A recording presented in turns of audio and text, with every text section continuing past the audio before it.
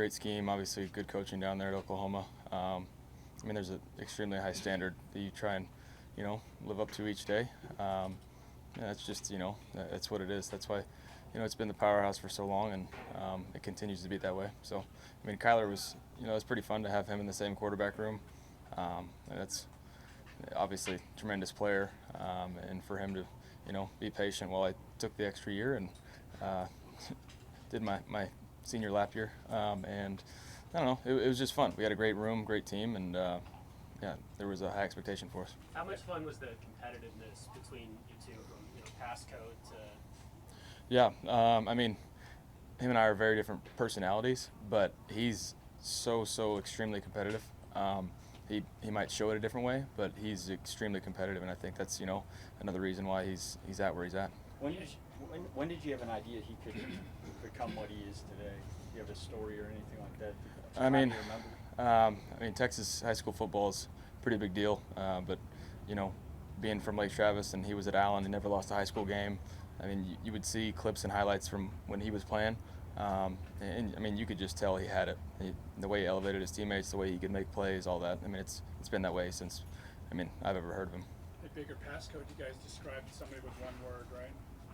Do what? Sorry. You described somebody with one word, right, in passcode. What's the word for Kyler? Ooh. Dynamic, maybe? I don't know. He's got all his bases covered. He's obviously a tremendous athlete, but I think he sees and understands like concepts in space a lot better than people might give him credit for. He's able to take advantage of space because he is so quick, but he's able to dissect the defense. I thought you might go with Sriracha. Do you feel like you guys got the best out of each other? Pushed each other?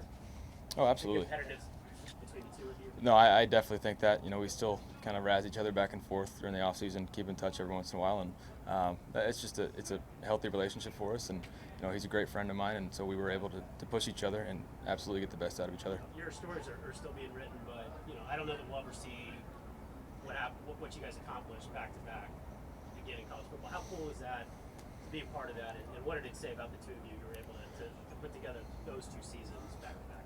Yeah, I think at that point in time, obviously all egos were put to the side, and we were able to do some special things when he was able to play my senior year to put him in on some certain packages and do whatever it was going to take to win. But yeah, that's a time that you look at our whole offense for those 2 years where he was there.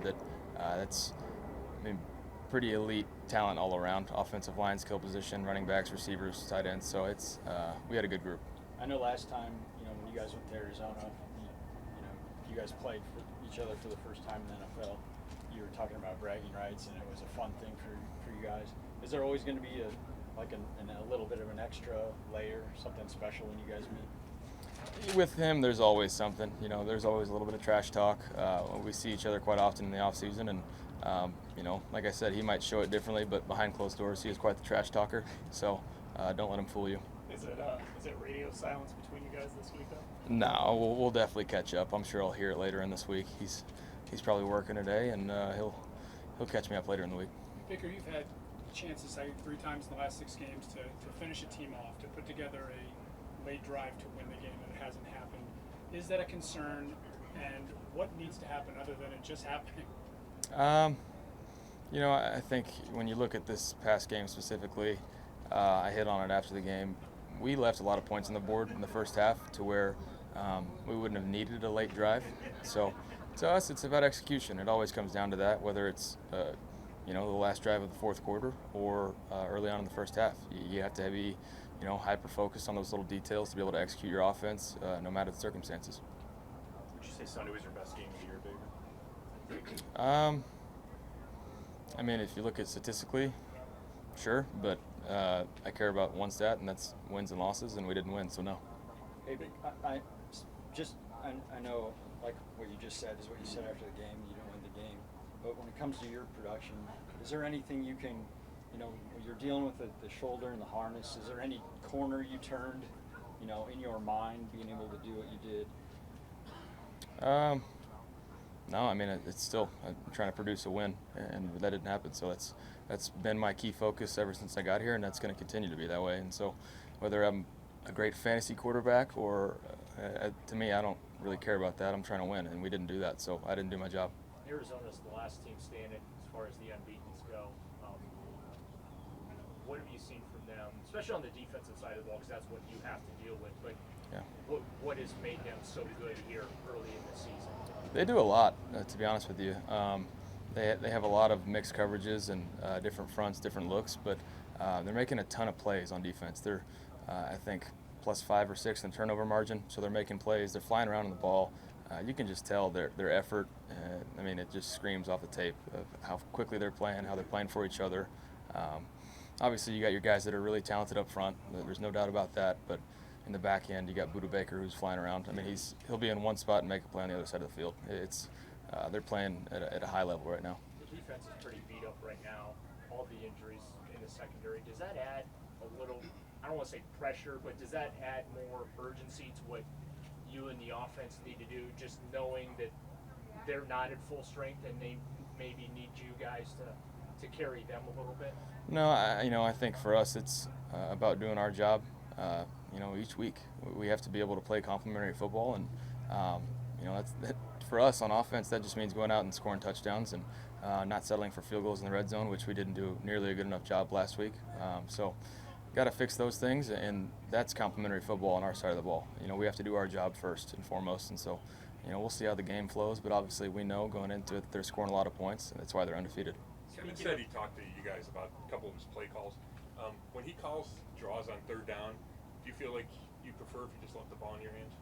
I mean, that's like I said after the game, it's hindsight's 20/20. I mean, nobody said anything when we were in Minnesota before halftime and Kareem popped a 20-something yard run to convert on 3rd and 20. So, it's hindsight 20/20. But I mean, it's natural human instinct to want the ball in your hands and to have that, that last play mentality. But it's over and done, and we're going to move forward. Was that the original call, or did you see something check it out? That was the original call. That game from David was kind of a long time coming. Is he capable? Like, what does he do to build on that? Can he have a game like that or similar to that every week? Yeah, I mean, he needs to work on his stamina. He almost got caught down there in the red zone. No, David's a tremendous athlete, and we're lucky to have him. So he's one of those guys. You build the confidence with him, continue to get those reps and experience. It's only going to go up, which is great for us. He's a dynamic player. I told you guys earlier in the year he's come a long way in the run game.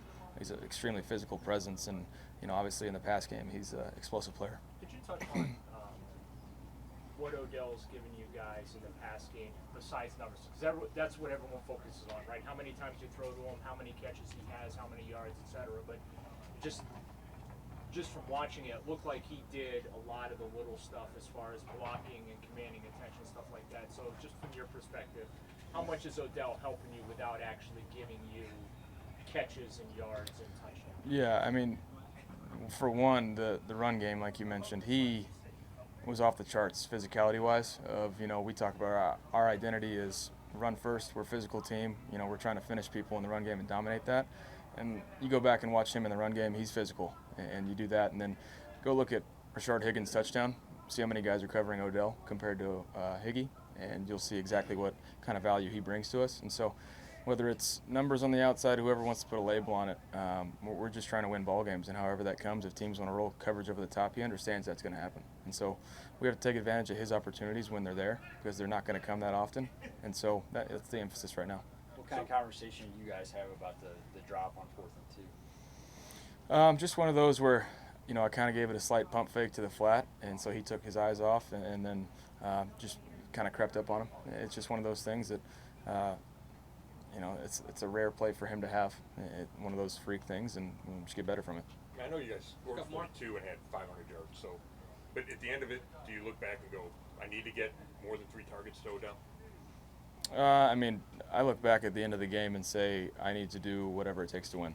There's not one specific thing that I'm going to say I have to do this. It's the opportunities that we left on the board in the first half are ultimately what came back to bite us on offense, and then not taking advantage of the last 2 drives. Baker, you guys became the first team in NFL history to score 40 points without a turnover and lose. The week before, you completely shut down Minnesota defensively. from the first quarter on. You're talking about complementary football. How close are you guys there? And then the extremes that we've seen in the last 2 weeks, what does that say about the potential for you guys going forward if you can figure it out? Yeah, and for us, it's about putting that complete game together, and that's the focus right now. Doing your job, on all three phases: offense, defense, special teams. And we've shown flashes, like you said, whether it's defensively or offensively, and that's just about doing your job each week, and all three phases showing up to play and doing whatever it takes to win. So, we're capable of scoring a lot of points on offense, and we're also capable of shutting people down on defense. And obviously, you see how our kickoff team and the special teams are helping us out. So. We just need to put it together. The broadcast told a story about Drew Stanton talking to you lately. What's that relationship like? And what did he help you with when you guys talked recently? Drew's a guy, veteran quarterback. When I was drafted here, his role was to be my mentor, and he continues to be that, even though he's not being paid by the Browns. So he's just somebody that I have a great relationship with. Talk about on the field stuff and off the field. Just a great human being, but he was just helping me out with some of my, whether you want to call it accuracy. It was more my fundamentals within the throwing, just getting back to the basics, following through my throws and finishing towards the target. And so somebody that he's seen a lot of my reps and knows exactly what it's supposed to look like compared to what it was, and obviously helped out. You guys haven't lost 2 in a row under Kevin. First of all, how important is that to not let the losses pile up, and then what's the key to that? Yeah, it's whether you want to call it how do you handle adversity, challenges, bounce back week, making corrections, all of that, we emphasize that is when there's mistakes and corrections to be made, you have to fix them. That's just a part about doing your job, and fortunately we've been able to do that. So we need to handle that this week, obviously at a very, very high level with a great team coming into town. Last one. Go ahead. I was just going to ask, do you know if the NFL did fine you after all for those comments? I'm sure the mail's in the letter.